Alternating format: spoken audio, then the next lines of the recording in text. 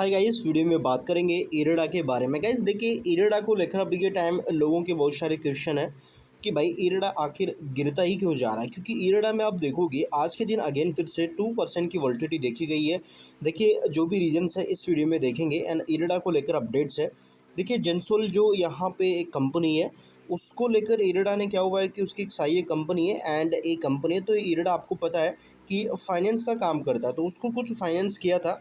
Then उसने यहाँ पे जो लोन लिया था उसको लेकर कुछ फ्रॉड की खबरें नज़र आ रही है। इरेडा ने उसको फ्रॉड घोषित किया है उस लोन को। तो यहाँ पे क्या अपडेट्स है इरेडा को लेकर। दूसरी तरफ जापान से भी कुछ अपडेट है यहाँ पे फाइनेंस को लेकर, तो वो भी हम यहाँ पे समझेंगे। देन जो भी न्यूज़ है आपको इस वीडियो में देखने को मिलेगी। देन इंपॉर्टेंट कि क्यू फर्स्ट के जो रिजल्ट है वो कब तक नज़र आ सकते हैं, क्या क्यू फर्स्ट की रिजल्ट से पहले जो शेयर होल्डिंग पैटर्न्स हैं क्या वो अपडेट हुए हैं, तो वो भी आप यहाँ पे देखेंगे।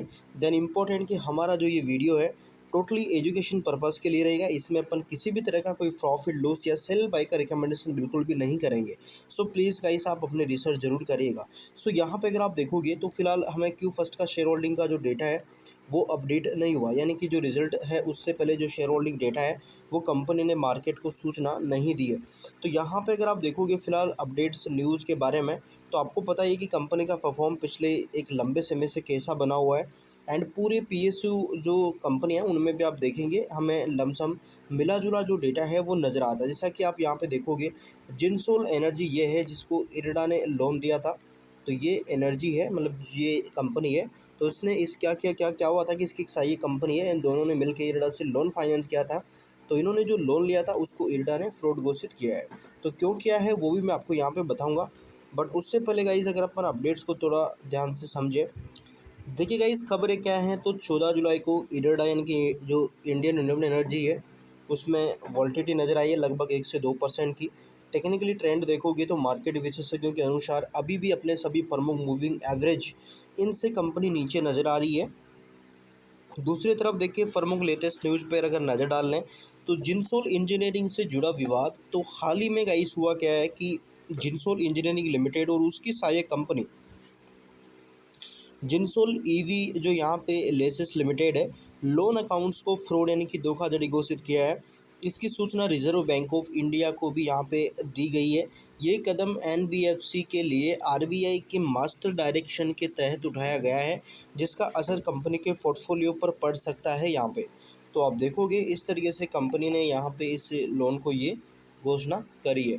इसके बाद जापान येन 28 बिलियन लोन यानी कि देखा जाए तो गाइस ये समझौता भी हुआ है। तो देखिए ताज़ा खबर देखा जाए तो 14 जुलाई कानूनी फर्म यानी कि यहाँ पे आधिकारिक तौर पर गाइस सलाह देकर इस बड़े सौदे को पूरा कराया है यहाँ पे। एंड इसी के साथ देखिए अगर हम दूसरी तरफ देखें तो इसका फ़ायदा क्या हो सकता है कंपनी को। तो इस भारी भरकम सस्टेनेबल टर्म लोन सुविधा से इरेडा को भारत में नए ग्रीन और रिन्यूएबल एनर्जी प्रोजेक्ट को फाइनेंस करने में बड़ी मदद मिल सकती है यहाँ पे। इसके बाद जिनसोल विवाद पर नया वित्तीय स्पष्टीकरण तो प्रोविजन अपडेट इरेडा ने स्पष्ट किया है कि जिनसोल ने उसकी सहायक कंपनी और जिनसोल ने लगभग 672 करोड़ रुपए का फ्रॉड घोषित खातों के लिए कंपनी पहले ही 85% प्रोविजन यानी कि नुकसान की भरपाई का फंड मार्च 2026 तक कर चुकी है।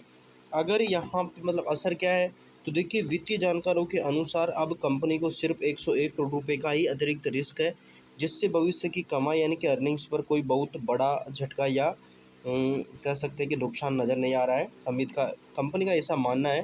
हालांकि इसके कारण कंपनी का ग्रोस एनपीए यानी कि जो एनपीए बढ़कर लगभग 3.49% हो गया है। तो यहाँ पे आप देख सकते हैं एनपीए का मतलब होता है नॉन परफॉर्मेंस एसेट्स, ठीक है। अब देखिए तीसरी बड़ी खबर है कि सीएमडी का कार्यभार तो हाल ही में आपको पता है प्रदीप कुमार दास सीएमडी नहीं रहे। अब नए जो सीएमडी डॉक्टर विजय कुमार महंती हो चुके हैं। तो ये अपडेट है। इसके बाद स्टॉक मार्केट का ओवरऑल सेंटिमेंट देखा जाए तो बाजार का दबाव भी आप देख पा रहे हैं किस तरीके से काम कर रहा है, क्योंकि भू राजनीतिक तनाव जो चल रहा है यहाँ पे वेस्ट एशिया में, भू राजनीतिक तनाव, कच्चे तेल की बढ़ती कीमतें एंड निफ्टी 50 इंडेक्स एंड ये सारी चीज़ों का प्रदर्शन आप देख सकते हैं। भारी प्रॉफिट बुकिंग के रीजंस तो आईपीओ आने के बाद आपको पता है इरेडा ने यहाँ पे कैसा प्रदर्शन किया था। देन उसका असर ये हुआ कि यहाँ पे निवेशकों को अच्छा रिटर्न मिला एंड बड़े इंस्टीट्यूशन इन्वेस्टर्स एफआईडीआईस अपना मुनाफा सुरक्षित करने के लिए लमसम यहाँ पे कंपनी में अपने रिस्क को कम करते हुए नजर आए होंगे। एंड ओवर वैल्यूएशन तो पिछले 1 डेढ़ साल से रिन्यूएबल एनर्जी सेक्टर के क्रेज़ की वजह से इरडा और आईआरएफसी जैसी सरकारी जो कंपनियां उनके भाव वास्तविक वित्तीय वैल्यू से काफ़ी आगे निकल चुके थे, तो इसकी वजह से भी ऐसा कुछ हुआ होगा। असर क्या हुआ, तो मार्केट एक्सपर्ट का मानना है कि अब अपने फेयर वैल्यू पर आने की कोशिश ये कर रहे हैं। जब तक कंपनी के प्रॉफिट और रेवेन्यू इसके बढ़े हुए दामों को पूरी तरह साबित नहीं करते हैं, तो इनमें सुस्ती या कंसोलिडेशन होता हुआ नज़र आ सकता है, ऐसा मानना है। पूरे शेयर बाजार का खराब मूड तो देखिए, वैश्विक स्तर पर भू राजनीतिक तनाव अभी के टाइम चल रहा है, तो कच्चे तेल की बढ़ती कीमतों के कारण भारतीय बाजारों का भी मूड खराब चल रहा है। तो ऐसे में ऐसी स्थिति हो सकती है, भले ही शॉर्ट टर्म में खबरें नकारात्मक हो, लेकिन अगर हम कंपनी के बुनियादी यानी कि बुनियादी की ढांचे और कंपनी के लॉन्ग टर्म प्लान्स पर नज़र डालें, तो 28 बिलियन जापानी येन का बड़ा ग्रीन लोन हाल ही में कंपनी ने दिखाया है। बड़ी विदेशी बैंकों ने अभी भी इस पर पीएसयू पर भरोसा अपना रखा हुआ है। तो इस तरीके से बाजार का मानना है।